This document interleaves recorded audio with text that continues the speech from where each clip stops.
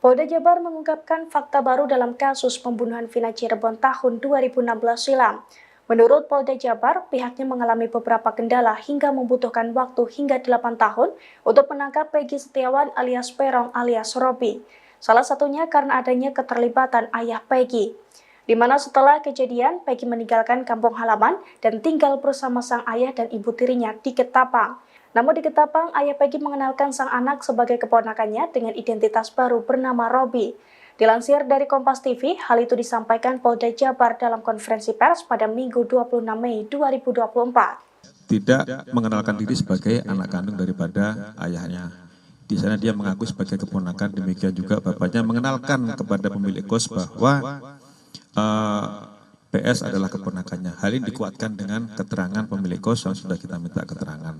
Demikian juga nama sudah diganti, bukan lagi PS tetapi menggunakan nama Robi. Download Tribun X sekarang, menghadirkan lokal menjadi Indonesia.